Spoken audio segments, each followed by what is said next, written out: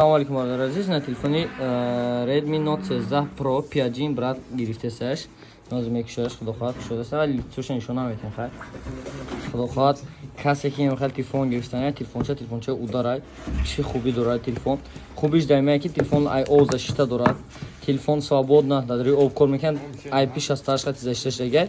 Комплекс равшад. 100 Комплект равша 120 ватт зарядник дорад, 28 мега 120 ватт и оперативкаш 12 ва 512. Именно телефони игровой мегӯям мешавад. Телефон барои бозӣ гирифтасин, брат?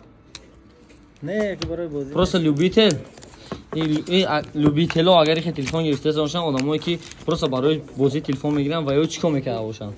О, телефон ёкин Redmi Note 13 Pro Plus 5G короче.